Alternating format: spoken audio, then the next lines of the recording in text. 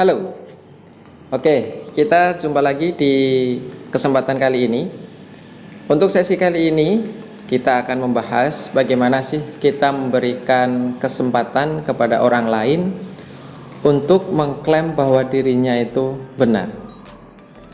Sesi kali ini akan sangat menarik karena ini merupakan salah satu menikmati hidup dan tidak mempermasalahkan masalah-masalah kecil dalam hidup kita, supaya hidup kita lebih menjadi tentram dan lebih berkualitas.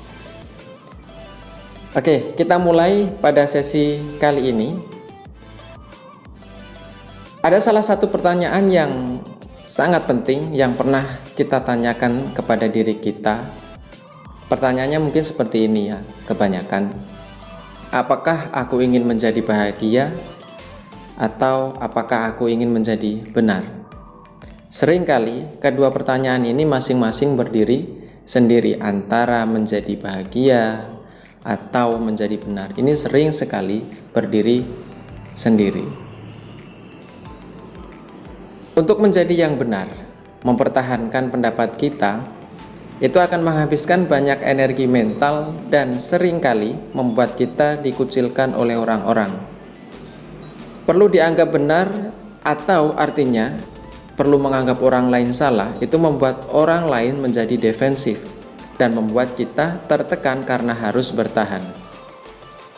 Tertekan harus bertahan, ini bertahan karena apa? Ya bertahan tadi, mempertahankan argumentasi kita atau mempertahankan persepsi, pandangan kita yang itu kita nilai benar.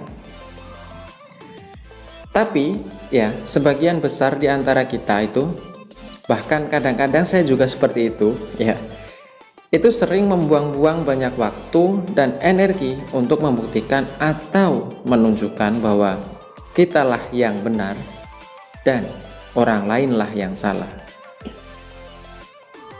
Kebanyakan orang secara sadar ataupun tidak sadar percaya bahwa memang tugas kita lah untuk memperlihatkan kepada orang lain bahwa pendapat, pernyataan, argumentasi, sudut pandang ataupun yang lain dari orang lain lah itu yang salah dan dari kita itu yang benar.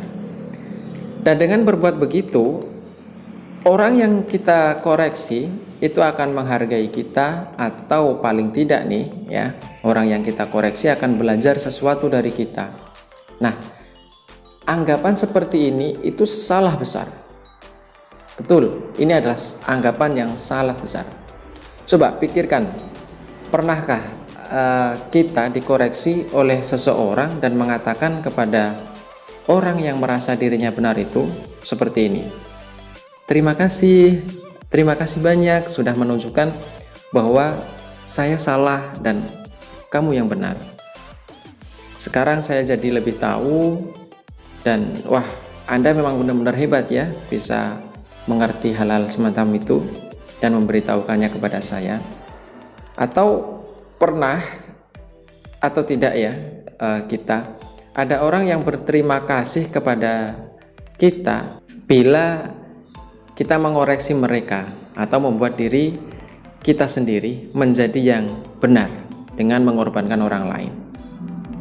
Pasti jawabannya tidak. Pasti jawabannya tidak. Yang benar adalah semua orang itu tidak suka dikoreksi. Itu yang perlu dicatat. Kita semua ingin pendapat kita itu dihormati dan dipahami oleh orang lain. Begitu kan? Sama dengan orang lain.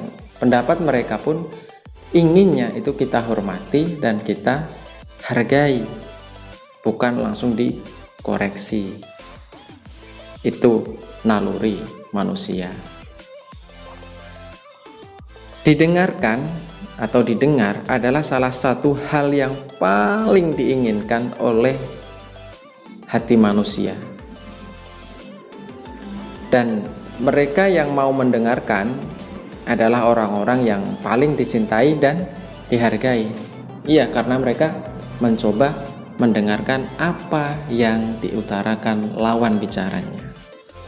Nah, Untuk mereka yang punya kebiasaan mengoreksi lawan bicaranya atau mengoreksi orang lain, biasanya nih mereka adalah orang-orang yang tidak begitu disukai atau cenderung dihindari di lingkungannya, baik itu di lingkungan masyarakat, di lingkungan organisasi.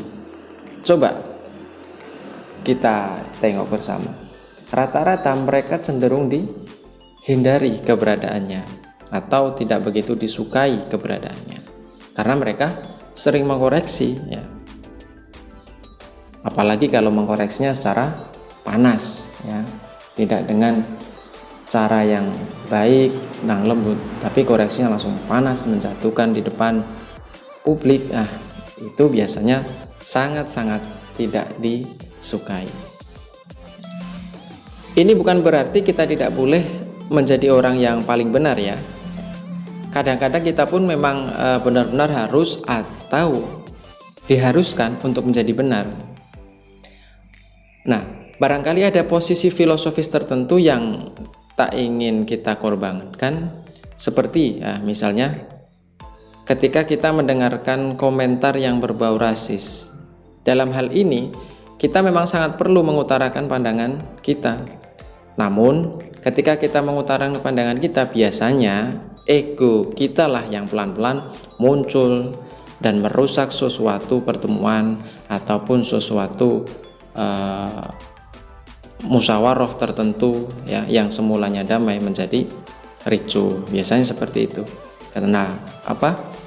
Ego kita yang muncul. Nah, strategi yang tulus dan baik untuk menjadi lebih tenang dan dicintai adalah melakukan perbuatan yang memberi kesempatan bagi orang lain untuk menjadi benar. Ini strateginya. Berikan kesempatan kepada orang lain. Berikan kesempatan pada lawan bicara kita untuk mengklaim bahwa dirinya itu benar. Karena dengan memberikan kesempatan kepada orang lain untuk mengklaim dirinya benar, itu sama juga memberikan orang lain merasa bahwa dirinya memiliki kebanggaan. Ya, seperti itu. Jadi, mulailah untuk saat ini untuk berhenti mengoreksi orang. Semakin sulit kita mengubah kebiasaan ini, ya, semakin berguna tiap usaha dan perbuatan yang kita lakukan. Bila seseorang berkata, saya pikir yang paling penting adalah bla bla bla bla bla. Nah, daripada kita langsung memotongnya dan langsung berkata tidak, yang paling penting adalah bla bla bla bla. Nah, atau mengucapkan kata-kata lain yang bersifat mengoreksi ataupun mengkritik ataupun mencela ya, tidak mendengarkan terlebih dahulu lah ya, yang intinya seperti itu lebih baik kita membiarkan dia menyelesaikan kata-katanya, kita dengarkan dengan seksama, kita amati per kata per kalimat yang dia sampaikan, apa yang diutarakannya, seperti itu saja. Karena seperti ini, ketika orang lain sedang berargumentasi atau sedang mengucapkan sesuatu dan kita sela, kemungkinan kedepannya pun ketika kita berbicara atau mengutarakan pendapat kita, mereka juga akan berusaha mencari celah untuk meng-cut kata-kata kita atau langsung menginterupsi atau langsung mengkoreksi apa yang kita sampaikan, karena perlakuan kita terlebih dahulu kepada lawan bicara kita. Orang-orang yang ada di sekitar kita, ketika kita berusaha memberikan mereka ruang untuk berbicara, itu akan merasa tidak defensif lagi dan lebih menyayangi kita. Mereka akan menghargai kita lebih dari apa yang kita bayangkan.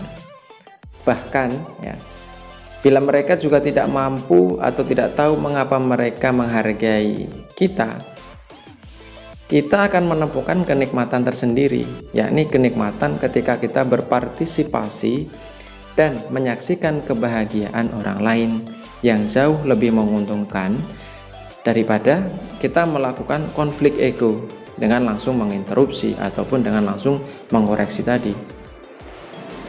Kita tak usah mengorbankan kebenaran filosofis kita yang paling dalam atau pandangan-pandangan, argumentasi, sudut pandang, teori-teori yang paling tulus dari kita.